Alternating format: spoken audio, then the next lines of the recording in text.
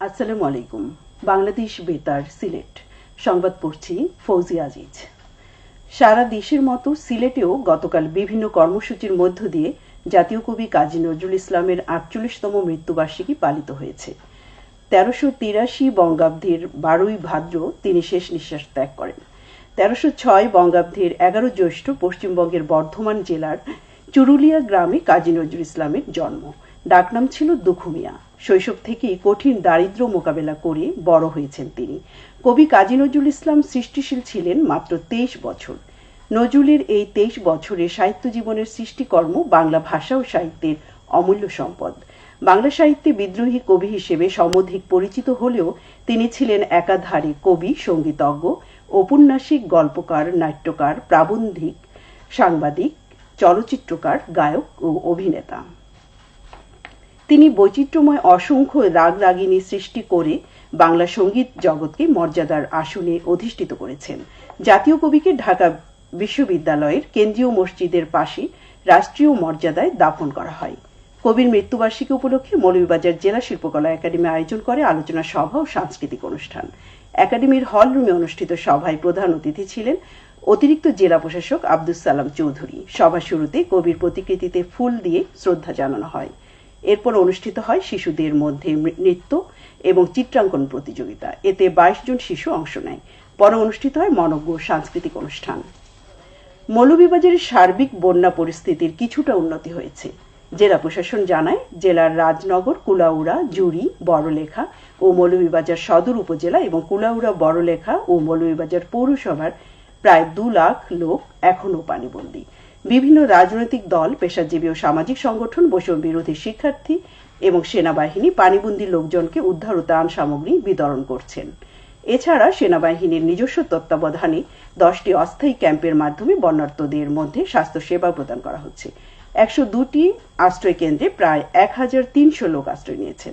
বন্যার পানিতে ডুবে ২ জন নিহত হয়েছেন। উপদ্রুত এলাকায় নগদ ৪২,৫০,০০০ টাকা, ১,৫৫০ মেট্রিক টন চাল, ৭৫,০০০ পানি বিশুদ্ধকরণ ট্যাবলেট, ৭,২৪০ লিটার বিশুদ্ধ পানি ও ২০টি জেরিক্যান বরাদ্দ দেওয়া হয়েছে। কমলগঞ্জ বর্ডার গার্ড, বাংলাদেশের সেক্টর সদর দপ্তর, শ্রীমঙ্গল ও শ্রীমঙ্গল ব্যাটালিয়নের উদ্যোগে উপজেলার সীমান্তবর্তী ইসলামপুর ইউনিয়নের পদ্মা মেমোরিয়াল পাবলিক উচ্চ বিদ্যালয় মাঠে বন্যা দুর্গত সহস্রাধিক রোগীকে বিনামূল্যে চিকিৎসা সেবা প্রদান করা হয়। গতকাল সকালে দিনব্যাপী বিনামূল্যে চিকিৎসা সেবা উদ্বোধন করেন BGB Sreemangal sector commander colonel AHM Yasin Chowdhury. এ সময় উপস্থিত ছিলেন ৪৬ ব্যাটালিয়নের অধিনায়ক লেফটেন্যান্ট কর্নেল মোহাম্মদ মিজানুর রহমান শিকদার ও সহকারী পরিচালক মোহাম্মদ জামাল হোসাইন। সচেতনতামূলক নারী সমাবেশ অনুষ্ঠিত হয়েছে হবিগঞ্জ সদর উপজেলার আলী ইদ্রিস হাই স্কুলে। জেলা তথ্য অফিসের উদ্যোগে এই সমাবেশে সরকারি কর্মকর্তা সহ বিশিষ্ট ব্যক্তিবর্গ উপস্থিত ছিলেন। এতে বক্তারা বলেন, পরিবার থেকে নৈতিকতা ও মূল্যবোধ শিক্ষা সম্পর্কে সচেতনতা বৃদ্ধিতে মায়েদের ভূমিকা অপরিসীম। তারা বলেন, জয়িতা আজ নারীর নিজস্ব পরিচয় হিসেবে সমাজে প্রতিষ্ঠিত হচ্ছে।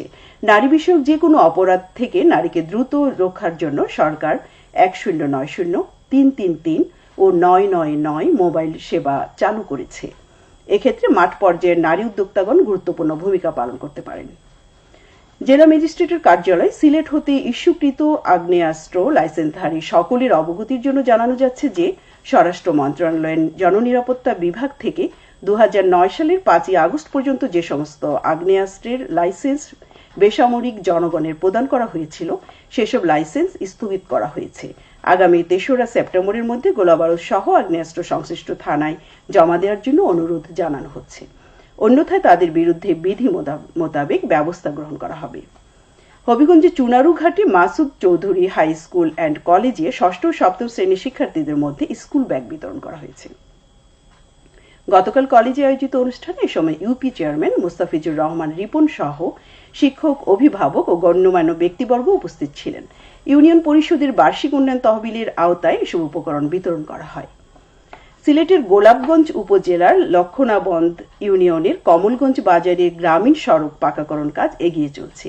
এ পর্যন্ত ৮০% কাজ শেষ হয়েছে। বাকি কাজ আগামী মাসের মধ্যে সম্পন্ন হওয়ার কথা রয়েছে। এতে ব্যয় হচ্ছে ১,৮,০০,০০০ টাকা। স্থানীয় সরকার প্রকৌশল অধিদপ্তর এই প্রকল্পটি বাস্তবায়ন করছে। উন্মুক্ত জলাশয়ে পানি পোনা মাছ অবমুক্ত করা হয়েছে গতকাল সুনামগঞ্জের শান্তিগঞ্জ উপজেলায়। উপজেলা মৎস্য অফিসের উদ্যোগে সুনামগঞ্জ সিলেট সড়কের ডাবর ব্রিজ সংলগ্ন মহাসিং নদীতে প্রায় 400 কেজি পোনা মাছ অবমুক্ত করা হয়। খেলার খবর ফুটবল। সুনামগঞ্জের মেওয়া খেলা মাঠে শহীদ president Ziaur Rahman gold cup football টুর্নামেন্টের পুরস্কার বিতরণী গতকাল অনুষ্ঠিত হয়েছে। এতে চাঁদপুর স্পোর্টিং ক্লাব চ্যাম্পিয়ন ও বৈরাগী বাজার একাদশ রানার্স আপ হওয়ার গৌরব অর্জন করেছে। টুর্নামেন্টে 32টি দল অংশ নেয়। সবশেষে আবহাওয়া। সন্ধ্যে 6টা পর্যন্ত পূর্বাভাসে বলা হয়েছে সিলেট সহ পার্শ্ববর্তী এলাকায় দক্ষিণ দক্ষিণ পূর্ব দিক দিয়ে অস্থায়ীভাবে ঘন্টায় সর্বোচ্চ 60 কিলোমিটার বেগে দমকা থেকে ঝোড়ো হাওয়া বয়ে যেতে পারে। সেই সঙ্গে হতে পারে বৃষ্টি অথবা বজ্রসহ বৃষ্টিপাত। এসব এলাকার নদীবন্দর সমূহকে 1 নম্বর সতর্কতা সংকেত দেখিয়ে যেতে বলা হয়েছে। আজ সিলেটে সূর্যোদয় হয়েছে সকাল 5টা32 এবং সূর্য অস্ত যাবে সন্ধে 6টা14 সংবাদ শেষ হলো। আমাদের পরবর্তী স্থানীয় সংবাদ প্রচারিত হবে বিকেল 4টা30। আল্লাহ হাফিজ।